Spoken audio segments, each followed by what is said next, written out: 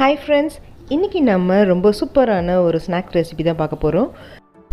Soya சங்க்ஸ்ல ஒரு சூப்பரான kebab recipe தான் பார்க்க போறோம். ரொம்பவே ஹெல்த்தியான ரெசிபி இது. கிட்ஸ்க்கு ரொம்பவே ஃபேவரட்டான ஒன். வெளியில ரொம்ப கிறிஸ்பியாவும் உள்ள ரொம்ப சாஃப்ட்டான ஸ்நாக் ரெசிபி. கண்டிப்பா இதை செஞ்சு கொடுங்க. குழந்தைங்க ரொம்ப விரும்பி சாப்பிடுவாங்க. ஃபர்ஸ்ட் டைம் அம்மாடி கிச்சன் பார்க்குறவங்க அம்மாடி கிச்சனுக்கு சப்ஸ்கிரைப் பண்ணிக்கங்க. பக்கத்தில் பெல் பட்டனையும் ப்ரெஸ் பண்ணிக்கோங்க. வாங்க வீடியோக்குள்ளே போகலாம். ஃபஸ்ட்டு 100 கிராம் அளவுக்கு சோயா சங்க்ஸ் அதாவது மீல் மேக்கர் எடுத்துக்கிறேன். இதை ஒரு 3 நிமிஷம் போல் ஹை ஃப்ளேமில் வச்சு நல்லா கொதிக்க வச்சுக்கலாம்.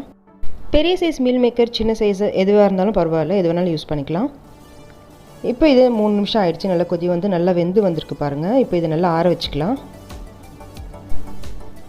இப்போ இந்த மீல் மேக்கரை ஒரு நார்மல் வாட்டருக்கு மாற்றிக்கலாம். ஜஸ்ட் ஒரு 10 மினிட்ஸில் இந்த ரெசிபி செஞ்சு முடிச்சிடலாம். அவ்வளோ ஈஸியான ரெசிபி இது, ரொம்ப ஹெல்த்தியும் கூட. கண்டிப்பாக இதை செஞ்சு பாருங்கள். அடுத்ததாக ஒரு மிக்ஸி ஜார் எடுத்துக்கலாம். இப்போ இந்த மீல் மேக்கரில் இருக்க தண்ணியை கொஞ்சம் கூட தண்ணி இல்லாமல் நல்லா பிழிஞ்சு விட்டு இது மிக்ஸி ஜாரில் சேர்த்துக்கலாம். கொஞ்சம் கூட தண்ணி இல்லாமல் பார்த்துக்கோங்க. இப்போ இதை நல்லா அரைச்சி எடுத்துக்கலாம். இது போல் நல்லா அரைச்சி எடுத்துக்கோங்க. இப்போ இதை ஒரு பவுலில் மாற்றிக்கலாம். தண்ணி கொஞ்சம் கூட இல்லாமல் நல்லா பிழிஞ்சு விட்டு இந்த மீல் மேக்கரை அரைச்சி எடுத்துக்கோங்க. அடுத்ததாக 2 மீடியம் சைஸ் வெங்காயம், 2 பச்சை மிளகா, 10 பல்லு பூண்டு எடுத்து ஒரு மிக்ஸி ஜாரில் போட்டு நல்லா கொரகொரப்பாக அரைச்சி எடுத்துக்கோங்க. ரொம்ப பேஸ்ட் மாதிரி அரைக்க வேண்டாம். இது கூடவே கொஞ்சமாக புதினா இலையும் சேர்த்து அரைச்சிக்கோங்க. ரொம்ப பேஸ்ட்டாக அரைக்காமல் கொஞ்சம் கொரகொரப்பாக அரைச்சிக்கணும் இது போல். அடுத்ததாக இந்த வெங்காயத்தை நம்ம ஒரு வடிகட்டி வச்சோ இல்லை ஒரு துணியை வச்சோ இதில் இருக்க தண்ணி ஃபுல்லாக பிழிஞ்சு எடுத்துட்டு அதுக்கப்புறமா தான் இதை நம்ம இந்த மீல் மேக்கரில் சேர்க்கணும். இல்லைனா இது தண்ணியாக ஆகிடும். அதனால் இருக்க தண்ணியை முதல்ல எடுத்துடுங்க. அடுத்தது இதில் 1/4 டீஸ்பூன் அளவுக்கு மஞ்சத்தூள், 1 டீஸ்பூன் அளவுக்கு உப்பு சேர்த்துக்கலாம். அடுத்ததாக 1/4 டீஸ்பூன் அளவுக்கு மிளகு தூள் சேர்த்துக்கோங்க.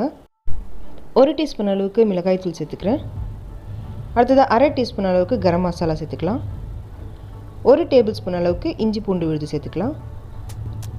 கடைசியாக கொத்தமல்லி கொஞ்சமும் பொடியாக நறுக்கி அதையும் சேர்த்து இது நல்லா கலந்து விட்டுக்கோங்க. அடுத்ததாக இதில் 2 டேபிள் ஸ்பூன் அளவுக்கு அரிசி மாவு சேர்த்துக்கிறேன். இது அப்போ தான் கிறிஸ்பியாக வரும், அதனால் அரிசி மாவு சேர்த்துக்கிறேன். ஒருவேளை கொஞ்சம் தண்ணியாக இருந்துச்சு அப்படின்னா அரிசி மாவு இன்னும் கொஞ்சம் எக்ஸ்ட்ராவே சேர்த்து கலந்துக்கலாம். இது நல்லா மிக்ஸ் பண்ணி விட்டுக்கோங்க.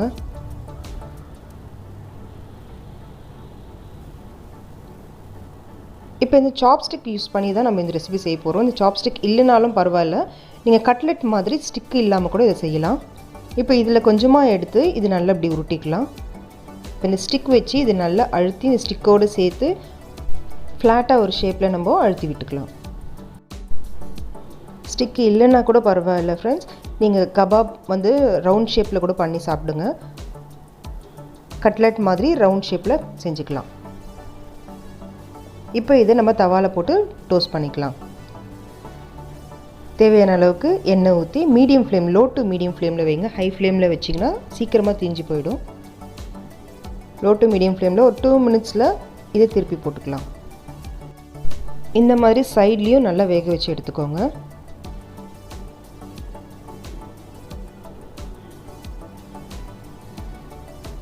பாருங்கள், சூப்பரான ஹெல்த்தியான சோயா கபாப் ரெசிபி ரெடி ஆகிடுச்சு. கிட்ஸ்க்கு ரொம்ப ரொம்ப பிடிக்கும், ரொம்ப ஹெல்த்தியும் கூட. கண்டிப்பாக அதை செஞ்சு பாருங்கள் ஃப்ரெண்ட்ஸ். செஞ்சு பார்த்துட்டு எப்படி இருந்துச்சுன்னு கமெண்ட் செக்ஷனில் எனக்கு சொல்லுங்கள். ஹை ப்ரோட்டீன் ஹை ஃபைபர் இருக்கக்கூடிய இந்த சோயா சங்க்ஸ் ரெசிபி குழந்தைங்களுக்கு மட்டும் இல்லை, பெரியவங்களுக்கும் இது ரொம்பவே நல்லது.